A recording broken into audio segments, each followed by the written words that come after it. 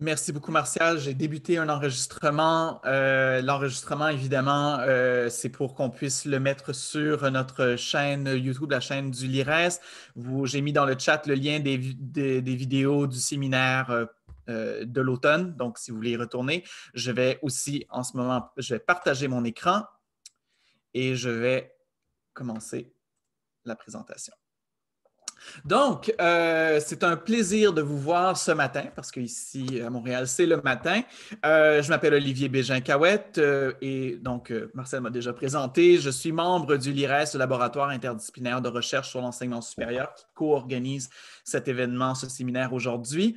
La présentation que je vous fais est une présentation tirée d'une séance de cours que je donne à chaque année à l'Université de Toronto dans le cadre du cours Théorie et méthodes en éducation comparée. Mais c'est la première fois que je la donne en français, donc je l'ai traduite pour vous.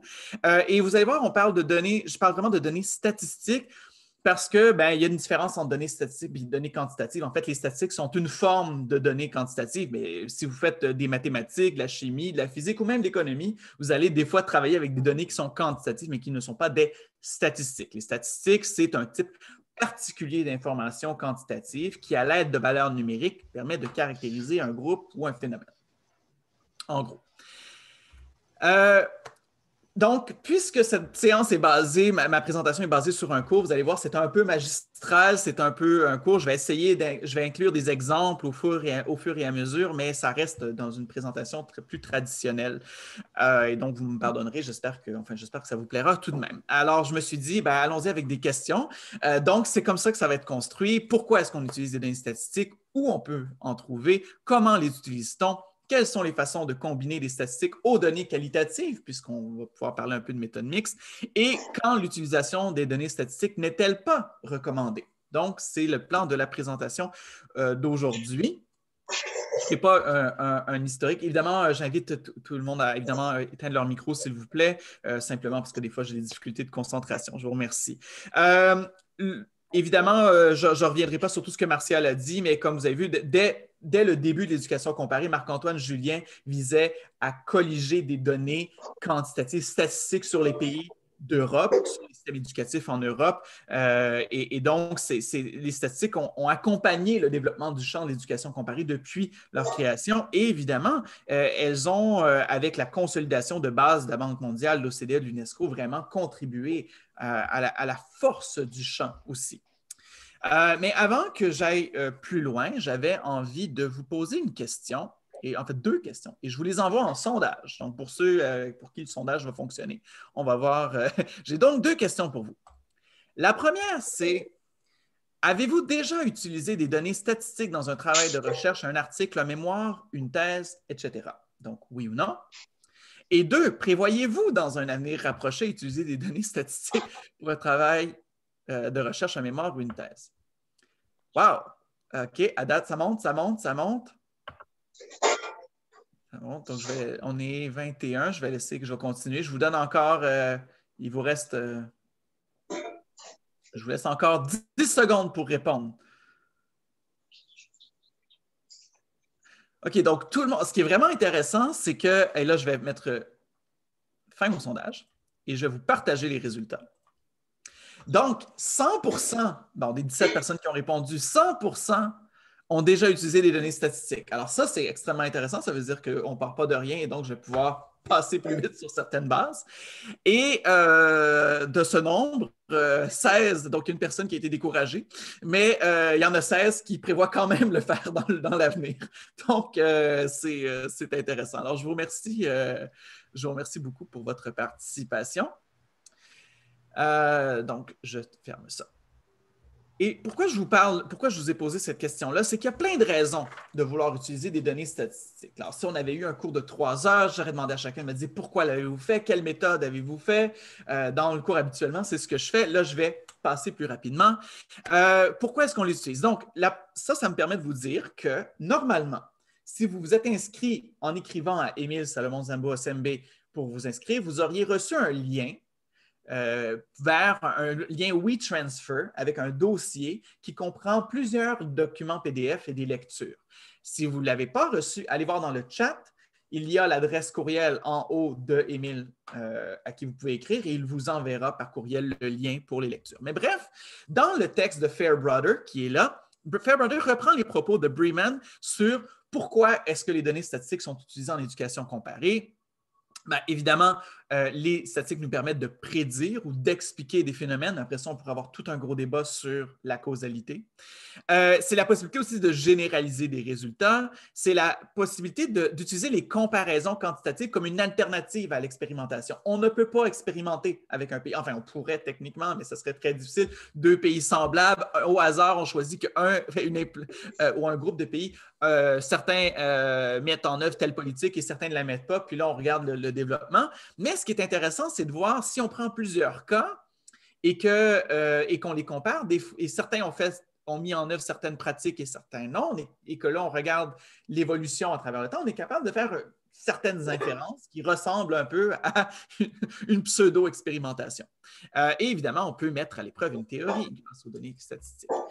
Vous avez aussi le chapitre de Chmielewski, Farrell et Mundy qui disent que les statistiques sont utilisées parce qu'apparence de précision. C'est vrai que si je vous dis 4,6 versus 9,8, ça a l'air plus précis que un peu et beaucoup. C'est aussi plus facile à comprendre. Oui, vous allez me dire, non, ça dépend des statistiques, des fois, on ne comprend rien. C'est vrai. Mais si je vous dis, prenant l'étude d'un collègue, que seulement 15% des élèves québécois qui ont complété les études secondaires dans une classe régulière accèdent à l'université, comparativement à 94% des élèves qui ont été dans une école privée, bien, vous voyez qu'il y a un problème de ségrégation. C'est facile de comprendre qu'il y a un problème de ségrégation scolaire au Québec. Vous comprenez? Les statistiques sont faciles à comprendre. C'est aussi possible d'observer des tendances générales. On prend encore une étude.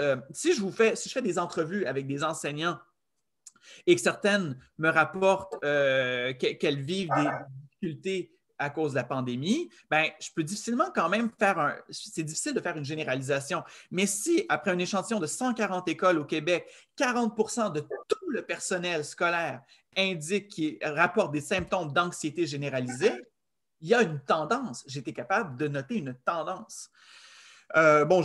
Évidemment, c'est possible aussi de comprendre mieux, tant que la réussite éducative va être mesurée sur des notes ou des lettres, bien, on va pouvoir faire des analyses avec des corrélations sur de différents facteurs.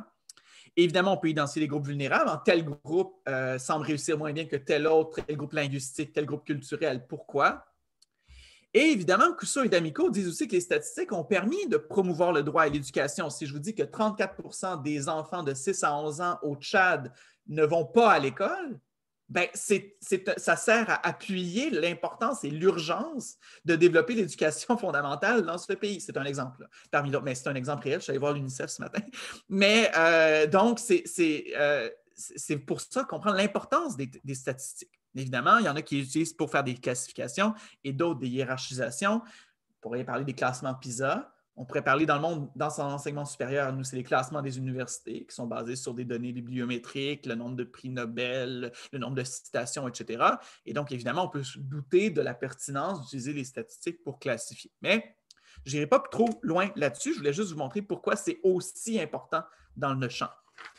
Si vous vous souvenez du séminaire de l'automne, et si vous n'étiez pas présent, allez sur la chaîne YouTube du LIRES et vous retrouverez. On parlait des approches en éducation comparée. Et peut-être que ça a été sous-entendu que, ouais, les statistiques, c'est très positiviste. Bien, je m'inscris en porte-à-faux avec cette affirmation parce que je suis de ceux qui disent qu'il faut distinguer l'épistémologie, l'approche de types de données. Et dans ce cas-ci, les données statistiques peuvent en fait être utilisées dans toutes les approches. Donc, et là, je vois je vois des chats, mais il ne faut pas que je m'en préoccupe, désolé. Alors, je vais me concentrer sur ma présentation. Par exemple, dans l'approche historique, il y a une étude, et là, je suis allé chercher des vraies études en éducation comparée qui utilisent des statistiques qui, à mon avis, appartiennent à toutes ces approches-là. Parce que les gens ne disent pas toujours dans quelle approche ils sont. Mais par exemple, dans l'approche historique, comment l'alphabétisation chez les adultes a évolué en Angleterre depuis 1580, c'est fascinant. Mais grâce aux statistiques, et oui, il y avait des statistiques dès le 16e siècle en Angleterre sur le taux d'alphabétisation des adultes. Et après ça, dans le reste du monde, depuis 1870. Bon, positiviste, vous en doutez, là, quels facteurs accroissent les scores PISA, par exemple? Ça, c'est classique. Mais même dans l'interprétativisme, par exemple, la question de la pression parentale, comment diffère-t-elle, par exemple, entre les parents en Chine et les parents aux États-Unis à l'aide de questionnaires qui ont été standardisés, mais qui visent à permettre de l'expression de l'expérience vécue des élèves de la pression parentale qu'ils reçoivent? Malgré tout, on peut le faire entrer dans une perspective interprétativiste. Aussi, compréhension interculturelle. Hein? Comment est-ce que la mobilité, le fait d'aller dans un pays étranger, influence les compétences interculturelles? Une posture critique. Les gens disent « Ah non, mais les statistiques, c'est très positiviste. » Bien, ça dépend. Si vous êtes pour l'égalité économique, bien, vous seriez peut-être intéressé de voir qu'il y a des études qui montrent que les pays qui sont plus égalitaires en matière économique, donc en matière de répartition du revenu, réussissent mieux en matière de réussite éducative. Donc, c'est intéressant. Post-positiviste, ben ça, si vous en rappelez, hein, l'idée de, au lieu de confirmer, on essaie d'infirmer, puis si on n'est pas capable, ben, c'est provisoirement non réfuté. La seule pour laquelle j'ai rien trouvé, c'est le postmoderne, parce que je n'arrive pas encore, après 10 ans en éducation comparée, je ne comprends pas encore cette approche. Alors, un jour, peut-être quelqu'un va réussir à me faire comprendre, mais puisque je ne la comprends pas, je n'ai pas trouvé d'études. Donc, ça vous donne une idée. Et vous, là, dans le lien, vous n'avez pas juste les PDF, mais vous avez ma présentation, donc vous pourrez cliquer sur les liens et avoir accès à ces études si vous voulez. Maintenant, et ça peut-être ça va encore plus vous intéresser, où peut-on en trouver? Parce que vous savez, comme étudiant, si vous êtes étudiant, là, je ne sais pas, si vous êtes étudiante ou étudiant à la maîtrise ou au doctorat, vous n'avez pas nécessairement, et ça dépend de votre direction de recherche, mais vous n'avez pas nécessairement à colliger vous-même des données pour faire votre étude. En fait, il existe, et d'ailleurs, bon, vous pouvez toujours, les gens disent, bon, si on fait des entrevues, des questionnaires, oui, mais ça va être difficile pour vous d'aller contacter des gouvernements de différents pays puis d'aller chercher des statistiques qui ne sont pas déjà publiques. Mais il existe, grâce à votre établissement universitaire, si vous êtes à l'Université de Montréal, vous avez accès à plein de données, mais même si vous n'êtes pas dans une université, il y a plein de données publiques qui existent sur l'éducation dans différents pays. Et ce sont des données que vous pouvez utiliser pour publier des articles originaux, dans le sens où les données existent, mais les analyses que vous allez faire, ce seront des analyses originales qui peuvent être publiées de façon sans aucun problème. Donc, l'Institut de la statistique de l'UNESCO a une super belle base de données. L'UNICEF en a aussi, la Banque mondiale, l'IA, en tout cas, l'IEA, c'est ça. Il y a aussi dans les pays de l'OCDE, bon, là, c'est vrai que des fois, il faut l'accès à votre bibliothèque universitaire vous donnera accès, mais les statistiques de l'OCDE sont extrêmement intéressantes. Les bases de données PISA, vous y avez accès en passant, hein, ce n'est pas quelque chose de caché. Les pays ont aussi des données. L'Union européenne en a, le gouvernement américain, le Confémen, PASEC, le SACMEC aussi en a en Afrique.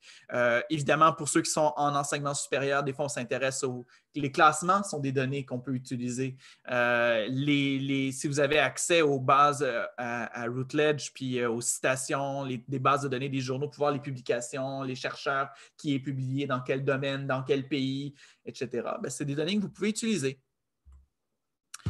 Et donc, je commence à entrer dans le cœur de ma présentation.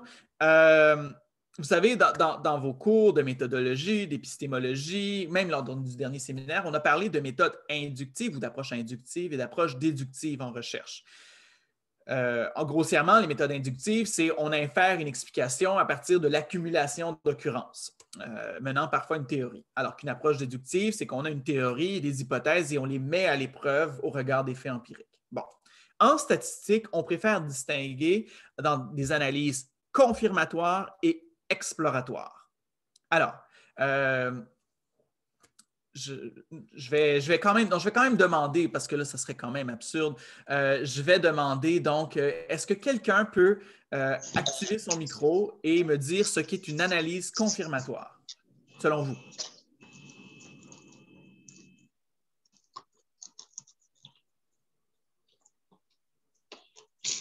Ou exploratoire, si ça vous... Je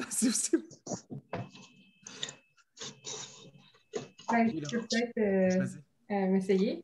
Confirmatoire, ce serait en fait, de mesurer, ce serait quelque chose comme une corrélation ou quelque chose qui permet de quantifier une association entre deux variables de façon quantitative. Oui, puis de l'autre côté? Exploratoire, ce serait plutôt dans la description. Donc, ça serait, on est dans un stade moins avancé par rapport aux liens entre certaines variables. Donc, on est dans la description de phénomènes plutôt que dans la vérification de liens. Oui, c'est très proche. Je remercie Laurence. En fait, c'est ça. Les analyses de confirmation ou confirmatoires, ce sont les statistiques inférentielles. Donc, c'est basé sur des modèles de probabilité dans lesquels on a des hypothèses au départ qui sont déjà déterminées et on teste les hypothèses à l'aide donc de statistiques inférentielles où on prend un échantillon et on essaie d'inférer à partir d'une population. Donc, dès que vous voulez faire une généralisation, généralement, il faut faire du confirmatoire. Si vous voulez vérifier une hypothèse, il faut faire une analyse confirmatoire. Lorsque vous voyez, par exemple, quelque chose comme, bon, mettons juste un sondage, là, 90% des Canadiens croient que X, et là, on vous dit plus ou moins 3%, 19 fois sur 20. Donc, plus ou moins 3%, c'est l'intervalle de confiance. Et 19 fois sur 20, c'est le taux de, voyons, la probabilité que le résultat ne soit pas dû au hasard ou le niveau de signification. En fait, 19 fois sur 20, c'est 5%, donc 95%. Donc, toutes ces statistiques-là sont confirmatoires. Voyons, j'essaie de revenir à mon... Voilà. Donc, je vous donne des listes. Puis, il y en a probablement d'autres, mais dès que vous voyez une régression multiple, toutes les régressions, c'est confirmatoire. Les analyses de chemin, path analysis, c'est confirmatoire. Les hypothèses de test T, les analyses de variance, les modélisations, les multiniveaux, par exemple, les équations structurelles, les analyses factorielles confirmatoires sont, par définition, confirmatoires. Et c'est celles qu'on connaît le plus. Mais ce qui est intéressant, c'est qu'il y a aussi des analyses qui sont exploratoires. Les analyses de composants principaux, les analyses factorielles exploratoires, l'analyse par grappe ou cluster analysis, l'analyse de correspondance, les rapports de cotes, les nuages de points. Là, c'est intéressant parce que vous voyez que nuages de points, boîte à moustache ou histogramme, analyse, ce sont des choses qui sont très graphiques. En fait, les analyses exploratoires, ce sont des analyses, tu as tout à fait raison, Laurence, ce sont des analyses descriptives. C'est une façon, dans le fond, de rechercher des moyens flexibles d'examiner comment les données se comportent sans préjugés, sans hypothèses, sans a priori. Et là, c'est ça, il y a toujours un débat, il faut quand même décider quelles variables on met dans l'analyse, mais on regarde comment elles fonctionnent, comment elles opèrent, comment elles se groupent ou comment elles se distinguent. Donc, dans l'analyse de confirmation, on veut des informations précises pour tester des méthodes et des méthodes bien établies. On est capable de généraliser, c'est très pratique. Mais dans les analyses exploratoires, on veut générer des hypothèses. On veut voir comment les données se groupent, comment elles se répartissent. On n'a pas d'a priori. On n'a pas de réponse définitive, par contre. Hein, on n'est pas capable de confirmer, on n'a pas d'intervalle de confiance, on n'a pas d'inférentiel, on n'a pas ça. Souvent, il y a un biais optimiste dans l'analyse exploratoire, puis souvent, c'est très artistique. Il n'y a pas de livre de recettes. Hein, il n'y a pas de procédure comme dans l'analyse confirmatoire. Bon, faites tel élément. Si vous arrivez à tel résultat, c'est bon. Sinon, tel résultat, c'est pas bon. Là, c'est plus, on met plein de données ensemble, on regarde qu'est-ce que ça donne, puis on a une espèce de jugement artistique sur qu'est-ce que ça nous dit. Alors, je vais vous donner des exemples concrets parce que pour l'instant, ça a l'air hyper abstrait. Puis je vois quelques visages qui ont l'air plutôt confus. Donc, je vais passer au concret. Mais avant de passer au concret, j'ai besoin de faire un petit croche par une autre discipline. Ma collègue, par exemple, Adriana, est plus dans une perspective, si j'espère que je ne me trompe pas, mais plus disciplinaire, sociologique. Hein, j'ai l'impression que... De mon côté, j'arrive, je suis évidemment en éducation et en enseignement supérieur comparé, mais j'avoue que j'aime bien m'appuyer sur l'économie politique et l'économie politique comparée. Et pourquoi je vous parle de cette autre discipline? C'est que vous savez, il y a plein de grands spécialistes en éducation comparée et beaucoup ont utilisé des méthodes très sophistiquées. Mais comme l'éducation est souvent influencée par la psychologie et la sociologie, les données sont souvent des données qu'on appelle individuelles. Elles se basent sur des milliers, des fois des dizaines de milliers de cas.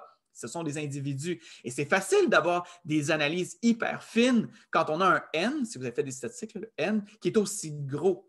Mais qu'est-ce qu'on fait quand on compare des pays et que l'unité d'analyse, c'est le pays. Le nombre de cas, c'est le nombre de pays. Donc là, on a un N de quoi? De 4, de 5, des fois de 10. Si vous preniez tous les pays, au maximum, vous pourriez avoir 112, 115, mais je ne connais aucune analyse d'ailleurs qui a été capable d'avoir tous les pays. Mais ça vous dit à quel point là, il faut relevé d'audace et d'imagination. Et donc, l'économie politique a un peu le même problème que l'économie politique comparée, que l'éducation comparée, mais ils ont développé des méthodes assez robustes quand même pour ce faire. Et donc, j'ai décidé de partir d'eux, puisque je veux vous montrer comment on peut comparer des pays aujourd'hui en utilisant des statistiques. Donc, vous avez un exemple de ce qu'est l'économie politique comparée. En gros, ce que j'aime aussi de cette discipline, comme l'éducation comparée, c'est qu'elle s'intéresse aux trajectoires historiques des pays, aux cultures des pays. Donc, ce n'est pas quelque chose qui est froid et des fois, on a une imagination, là, on a un préjugé envers l'économie, puis on se dit, ah mon Dieu, c'est très modélisé, puis on ne s'intéresse pas à l'humain. Non, dans l'économie politique comparée, il y a vraiment l'idée de comprendre les choix historiques d'une société et comment ça se répercute dans l'organisation sociale. Donc, bref, je vous donne un exemple. En 1990, Göta Esping Andersen, un politico-économiste danois, étudie l'émergence des États-providence dans 18 pays occidentaux depuis 1950. Et à partir de statistiques descriptives sur le niveau économique des pays et d'analyses qualitatives des politiques publiques, il crée 3 idéal types. Donc, si retournez voir Weber, si vous voulez voir ce qu'est un idéal type, expliquant de manière générale comment le bien-être, le welfare, était produit et distribué dans différents pays. Donc, il arrive avec une classification, 3 régimes, libéral, conservateur, social-démocrate. Et c'est un franc succès, son livre. Mais on est grandement critiqué parce que les gens disent que ça manque de support empirique. Alors, Esping Andersen décide de s'appuyer sur des régressions logistiques. Je vous inviterai à aller voir ce qu'est une régression logistique pour tenter de prouver les conclusions de son précédent livre qui deviennent donc des hypothèses dans son nouveau livre. Donc, en 1999, il va tester les hypothèses qui étaient en fait les conclusions de son premier livre. Et ce qu'il va faire, c'est qu'il va utiliser différentes variables, des indices composites, et il va les fusionner. Donc, il va prendre des variables, il va les fusionner en indices, en indices composites, comme l'universalisme ou les pensions privées, par exemple. Et là, il va voir un pays qui score, excusez-moi pour le québécoisisme et l'anglicisme, mais qui a un niveau, qui a un score élevé sur la variable, par exemple, universaliste, quelle est sa probabilité de chance de tomber dans un des 3 groupes suivants? Et par exemple, il va le montrer que l'universalisme, donc que lorsque les politiques sont pour tous, la politique n'est pas dirigée pour ceux qui ont moins de revenus ou ceux qui ont plus, c'est la même politique, le même accès à la santé, le même accès à tel niveau d'éducation pour tous, bien, plus un pays a un score élevé sur l'indice composite universaliste, ce pays-là est 1,3 fois plus susceptible d'appartenir à un régime social-démocrate. Et là, vous voyez avec probabilité donc, de 0,1 ou moins. Donc, vous voyez, il y avait un N de 18 et il y a une probabilité donc significative. Donc, c'est une régression, pas capacité de faire une inférence, de généraliser à partir de peu de pays. De la même manière, les pays qui ont un score élevé sur la variable pension privée, ça veut dire que votre fonds de retraite vient du privé plutôt que du public. Ces pays-là ont 1,2 fois plus de chances d'appartenir à un régime libéral qu'à d'appartenir à un autre régime. Donc, encore une fois, c'est une façon, donc si ça vous intéresse, la régression logistique est une façon, une analyse de type confirmatoire. Là, je vous aurais posé la question, est-ce que c'est exploratoire ou confirmatoire? Donc, analyse confirmatoire sur un plus petit nombre de pays. Donc, mais qu'est-ce que ça nous dit pour l'éducation? Bien, ce qui est intéressant, c'est que Esping Andersen était assez confiant dans ses hypothèses pour utiliser une méthode confirmatoire dans son 2e livre. Mais l'économie politique est aussi très forte sur les analyses exploratoires. C'est ce que Péchard et Andrés, que vous avez aussi dans le dossier, ont fait. Ils voulaient voir s'il y avait une relation entre le type d'État-providence et les systèmes d'enseignement supérieur. Donc, ils ont pris... puis en fait, je vais juste vous dire pourquoi. Je vais juste vous lire un extrait de la page 26, juste pour que vous compreniez. La clé d'une analyse comparative est une compréhension des compromis auxquels chaque pays est confronté lorsqu'il s'efforce de massifier son système d'enseignement supérieur. Ce n'est pas possible d'atteindre tous les objectifs suivants en même temps, soit des taux d'imposition faibles, une absence de droits de scolarité, des bourses aux étudiants, des taux de participation élevés dans les établissements qui sont aussi correctement financés. C'est impossible. Il faut donc des décisions politiques pour hiérarchiser ces objectifs. Et cette hiérarchisation pourrait être liée au régime d'État-providence. C'est ça la prémisse de leur étude. Donc, qu'est-ce qu'ils ont fait avec un nombre, dans leur cas, 16 pays, et non pas 18, et 17 indicateurs de l'OCDE? Ils ont fait une analyse de correspondance. Est-ce que ça va? OK. Parfait, d'accord. Donc, une analyse de correspondance, c'est quoi? Alors, vous avez des pays. Les pays sont des colonnes. Les indicateurs sont des lignes. Donc, imaginez le tableau à double entrée, des colonnes et des lignes. Et là, dans les cases, vous avez des chiffres. Donc, par exemple, le taux d'inscription à l'enseignement supérieur, le taux de diplomation, le pourcentage de la dette étudiante, etc. Et là, vous avez donc des cellules, et ces cellules-là, vous les projetez dans un graphique. Et plus les variables sont proches les unes des autres, plus on dit qu'elles correspondent. Et plus elles sont proches des axes X et Y, plus on dit qu'elles expliquent ces axes. Et qu'est-ce que ce sont ces axes? C'est ça qui est beau. C'est ça le côté artistique, c'est que l'analyse de correspondance va vous créer des dimensions sous-jacentes aux toutes les variables que vous avez mises. Et dans ce cas-ci, il y a deux dimensions, une dimension horizontale et verticale. Donc, la dimension horizontale, elle explique 40 % de la variance dans les différentes variables et les pays.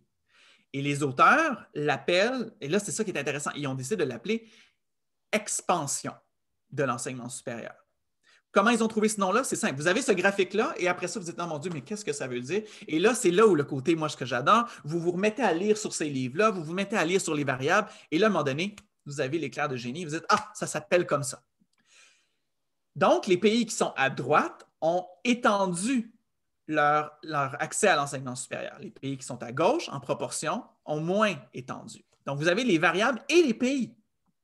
Parce que c'est ça, l'analyse de correspondance, c'est voir comment les variables et les pays se correspondent. Et après ça, il y a la variable horizontale, la dimension horizontale, que les auteurs ont appelée financement public et qui explique 18 % de la variance entre les pays. Donc, les pays qui sont à droite, en haut, ont un grand accès et un gros financement public. Les pays qui sont en bas, à droite, ont un grand accès, mais un financement public moindre. Et à gauche, un accès moindre. Je vous prierai de fermer vos micros, s'il vous plaît. Ou sinon, je peux le faire moi-même, en fait. Je viens de réaliser. Désactiver le son. Et voilà. Peut-être qu'Émile pourrait s'occuper de ça. Oui. Je vais nommer Émile. Je vais nommer Émile parce qu'il faut qu'il soit... Ça, c'est pour la dette, non? J'arrive pas à le son de M. Diallo Mamado. Oui, c'est ça. Mais c'est possible pour l'animateur. Oui. Ah, voilà. Parfait. Merci. C'est fait. Donc, voilà. Donc, c'est ce qu'ils ont fait. Et les ellipses représentent quoi? Ben, les ellipses représentent finalement les trois régimes d'État-providence. Donc, en haut, vous avez les régimes sociaux-démocrates. En bas à droite, vous avez les régimes libéraux. Et à gauche, puisque le régime conservateur comprend tous les pays d'Europe continentale, fait que ça fait beaucoup de monde, vous avez le régime conservateur qui, malgré le fait qu'il soit l'ellipse la plus étendue, a quand même une certaine cohérence. Donc, c'est quand même assez intéressant. Vous voyez comment on peut utiliser les données statistiques en enseignement supérieur comparé.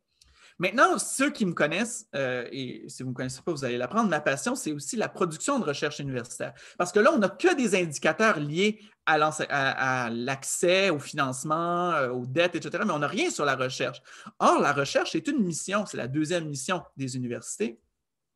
Alors, prenant acte de ça, j'ai contacté deux collègues, Tanja Asvik et Suebian, de Norvège et de Chine, et j'ai dit « Hey, pourquoi on ne fait pas la même chose que Pecher et Andrés, mais avec des indicateurs de recherche tirés toujours de l'OCDE. » Donc, on a pris les mêmes 16 pays et on a utilisé 12 indicateurs liés à la recherche universitaire. On a fait une analyse de correspondance et on a eu, en fait, on a eu 3 dimensions, parce que ce n'est pas toujours 2 dimensions. C'est facile en 2 dimensions.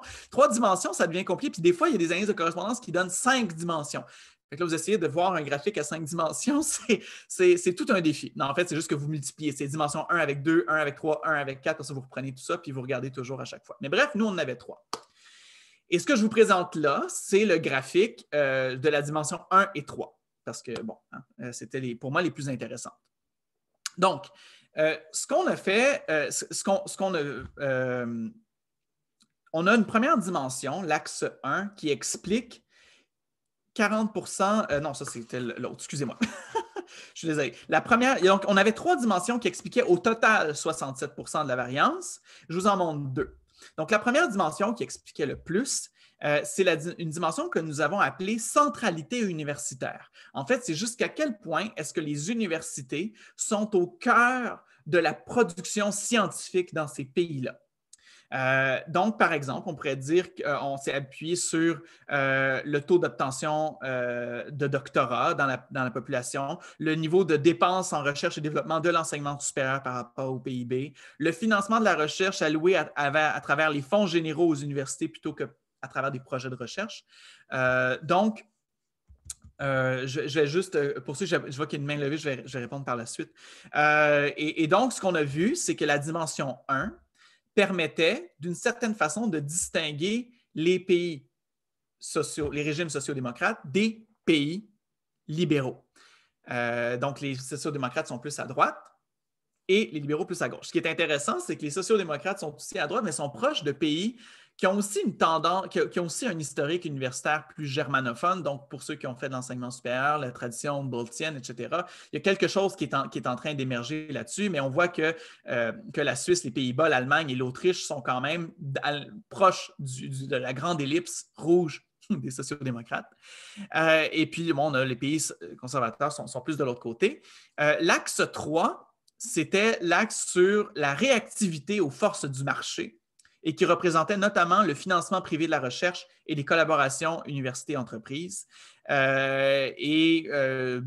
en fait, c'est intéressant parce que finalement, ça ne permet pas nécessairement de distinguer les pays. Quoi qu'en moyenne, ça semblait dire que les pays libéraux l'avaient un peu plus, mais il n'y avait pas tant de différence. Ce qui veut dire que dans les pays libéraux, il y avait moins de centralité universitaire, mais une forte réactivité au marché. Dans les pays sociaux-démocrates, il y avait aussi une forte réactivité au marché, mais une plus grande centralité universitaire. Par contre, les pays conservateurs, là, vous voyez que c'est vraiment partout sur la carte. Donc, le cercle bleu est vraiment partout. Et donc, probablement que la catégorisation des régimes d'État-providence n'était pas pertinente à ce stade-là. Mais ce sont des analyses exploratoires. Je ne peux pas tirer de conclusion de ça. Je vois comment les données fonctionnent les unes avec les autres. Avant que je passe à la suivante, j'ai vu tantôt... Ah, OK, d'accord. Peut-être qu'on pourrait prendre donc les questions à la fin si ça vous va. Donc, je vais continuer. Voilà. OK. Et là, on passe à un troisième exemple d'étude qui utilise les données statistiques en enseignement supérieur comparé. Mais là, il s'agit de méthodes mixtes. C'est une étude de laquelle j'ai déjà parlé, donc à quelques reprises. Donc, pour ceux qui m'ont déjà entendu, je m'excuse d'avance pour la répétition. Mais bref, on a vu que dans l'étude de 2016, la recherche n'était pas soutenue de la même façon dans différents régimes d'État-providence. Mais aussi, j'ai regardé, et ce que j'ai trouvé intéressant, c'est que les États sociaux-démocrates avait aussi une production savante. On a juste vu le support, on n'a pas vu le niveau de production dans le graphique précédent. Mais j'ai aussi vu dans une autre étude que les États sociaux-démocrates ont une production savante per capita qui surpasse celle des États libéraux. On a toujours l'impression que les États-Unis et le Royaume-Uni sont la crème de la crème. Bien, si on prend per capita, bon, je vous avoue que la Suisse et les Pays-Bas sont aussi pas mal per capita au top, mais le Danemark et la Suède, et dans une moindre mesure la Finlande et la Norvège, sont aussi de grands producteurs de scientifiques. Et donc, j'ai voulu, dans une étude, identifier les facteurs systémiques qui contribuent à la production de recherche universitaire dans 4 pays scandinaves, donc le Danemark, la Finlande, la Norvège et la Suède. De manière générale, je m'inscris dans une posture donc post-positiviste. Et j'ai utilisé l'approche par problématique de Brian Holmes. Donc, si vous voulez revoir ça, allez revoir le séminaire de l'automne. Et j'ai suivi un processus de falsification ou le processus de réfutation, qu'on devrait dire en français, de Karl Popper. Donc, pour rappel, Karl Popper dit qu'on ne peut jamais confirmer une hypothèse, mais qu'on peut essayer de la réfuter et que si on n'est pas capable de réfuter notre hypothèse, on peut la considérer comme provisoirement non réfutée, mais jamais confirmée. C'est une posture que j'apprécie beaucoup, qui reconnaît qu'il existe une réalité objective à laquelle nous avons imparfaitement accès, mais qu'elle est toujours changeante, qu'elle varie selon les contextes et les époques, et que nos conclusions sont toujours provisoires. Donc, c'est la posture épistémologique que j'ai. Donc, qu'est-ce que j'ai fait? Je voulais tester. Je voulais comprendre, mais je voulais tester des hypothèses. Donc, qu'est-ce que j'ai fait? J'ai fait une recension d'écrits, 400 documents. Ça m'a permis de trouver 39 explications pour le succès social-démocrate. Ça m'a permis de combiner ces 39-là en 8 facteurs qui sont devenus des facteurs, donc des facteurs systémiques, qui sont devenus des hypothèses à tester. J'ai par la suite créé un questionnaire basé sur les 39 explications et un protocole d'entrevue basé sur les 8 facteurs. Donc, vous voyez déjà questionnaire quantitatif, entrevue qualitatif. Pour tester mes hypothèses, j'ai récolté un N donc, de 456 questionnaires et un N de 56 entrevues avec des acteurs de l'enseignement supérieur de 14 types d'organisations. Ça allait du gouvernement jusqu'à un étudiant au doctorat dans les 4 pays, en passant par les conseils de recherche, les syndicats, etc., etc. Qu'est-ce que j'ai fait? Là, je ne veux pas parler du contenu, je veux vraiment parler des méthodes. Donc, qu'est-ce que j'ai fait au niveau quantitatif?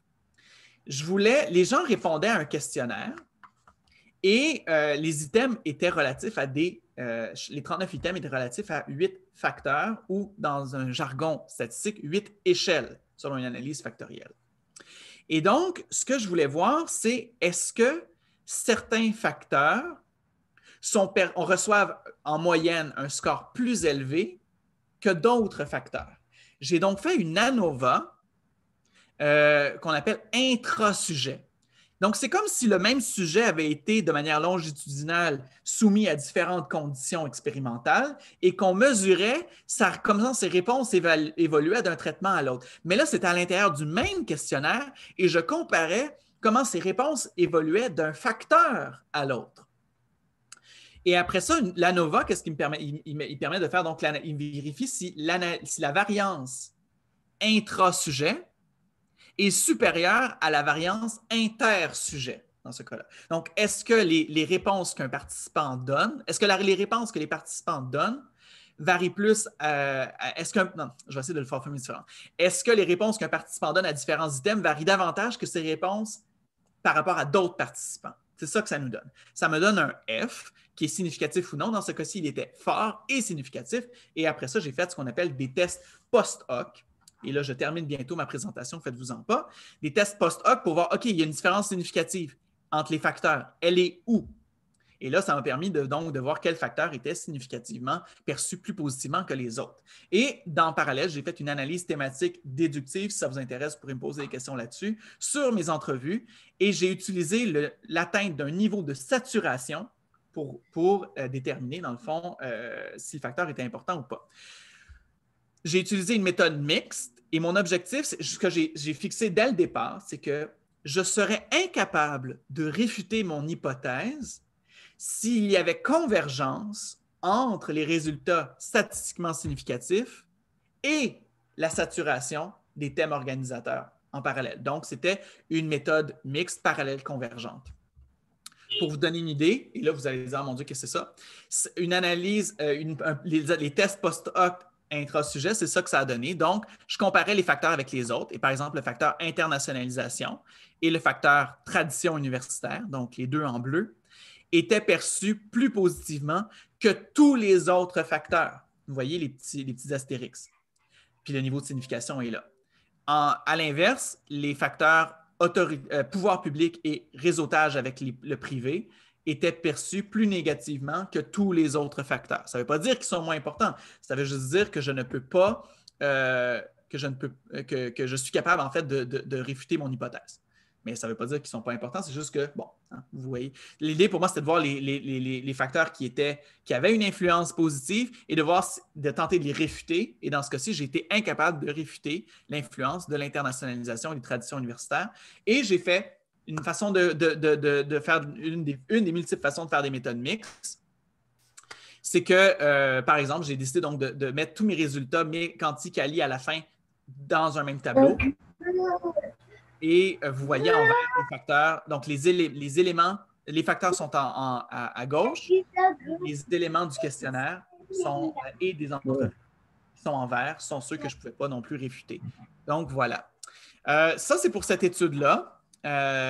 Et vous allez avoir, vous avez aussi l'article que j'ai fait sur le sujet, si jamais ça vous intéresse. Parfait. Donc, je vais juste terminer avec ça.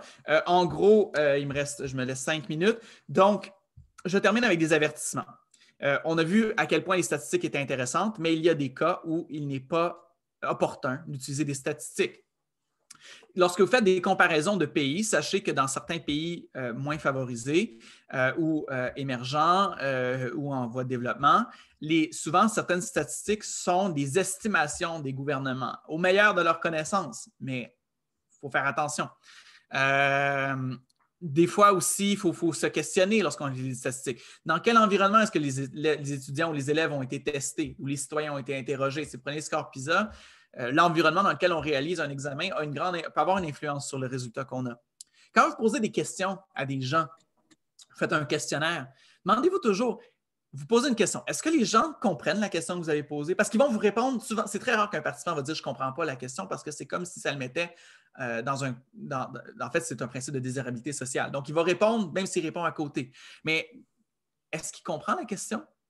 Est-ce que la personne est capable de récupérer les informations? Par exemple, si je vous demande dans un questionnaire, dites-moi le nombre de cafés que vous avez bu dans le dernier mois. Est-ce que vous êtes vraiment capable de me donner un chiffre exact? Votre échantillon est-il représentatif? Il y a aussi toute la question des biais, hein, les biais des gouvernements qui colligent des statistiques. Est-ce que les indicateurs font référence à la même chose? Il y a des pays qui rapportent des statistiques sur les étudiants internationaux. Il y a des pays qui rapportent des statistiques sur les étudiants étrangers. Ce n'est pas la même chose. Un étudiant international est un étudiant qui vient avec un visa temporaire d'études. Un étudiant étranger est un étudiant qui n'a pas la citoyenneté. Fait que quand vous comparez le nombre d'étudiants internationaux dans les pays, faites attention que ce soit bien le même indicateur qui soit rapporté. Il y a toujours la question comment on fait pour intégrer les contextes. Puis, bien souvent, les transferts de politique. Donc, tel pays a un super bon score, on va reprendre PISA, mais ou les classements universitaires. Ça a été très fort quand le classement universitaire de Shanghai ou le Academic World Ranking of Universities est sorti. Puis que la France, en 2003, apparaissait même pas dans le top 100. Puis là, ça a fait une catastrophe nationale en France. Puis ils se sont dit, il faut faire comme les pays qui apparaissent au top. C'était un transfert de politique peut-être inconsidéré, considérant que la France est un grand producteur de recherche, mais elle était faite dans les laboratoires gouvernementaux, dans le CNRS, elle n'était pas faite dans les universités. Donc, est-ce que c'était vraiment pertinent de tout chambouler le système d'enseignement supérieur pour ça? Et certains vont dire qu'il y a toujours des choses qu'on ne peut pas vraiment mesurer. Donc, à vous de vous en faire une idée. Et je termine en vous disant que quand vous lisez des statistiques, demandez-vous si la recherche est exploratoire ou confirmatoire. Demandez-vous, quand vous lisez les résultats, est-ce qu'ils sont significatifs et si oui, à quel niveau? Mais demandez-vous aussi, parce qu'un résultat significatif, quand on a un grand N, donc un grand échantillon, c'est assez facile à obtenir. Ce qui est intéressant, c'est quoi la taille d'effet? Tu sais, si vraiment implanter une mesure là, qui coûte des centaines de millions de dollars, mais qui augmente en moyenne le taux de diplomation de 1 %, est-ce que ça vaut vraiment la peine? Dans quelle mesure les résultats que vous lisez peuvent être généralisés?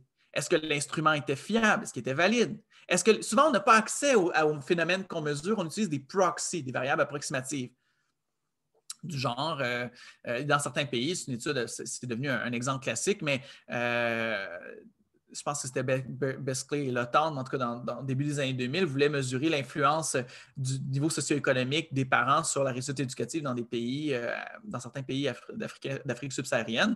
Puis ils ont utilisé le nombre de livres dans la maison pour un proxy du revenu, à cause notamment du marché noir, etc. Mais est-ce que c'est un bon proxy? Alors, comment le contexte a été pris en compte? Et est-ce que l'étude pourrait être reproduite? Parce que c'est rare qu'on reproduise en sciences sociales nos études, mais est-ce qu'elle pourrait l'être? Finalement, je finis par une petite pub. Le LIRES, qui co-organise cet événement, co-organise aussi le 9, 10 et 11 avril prochain un colloque international sur la transdisciplinarité avec l'UQTR, l'Université Laval, l'AUF, etc. Vous pouvez aller sur le site du LIRES, lires.ca, L-I-R-E-S.ca, et vous pouvez participer, c'est gratuit. Ce sera donc un séminaire, ou enfin non, un colloque international sur la transdisciplinarité. Et c'est ainsi que se termine ma présentation. Je vous remercie énormément pour votre attention. Je pense, est-ce qu'on avait prévu dans quelques temps pour les questions? Parfait. Oui, alors, j'arrête l'enregistrement. C'est bon. Voilà, mais merci Olivier.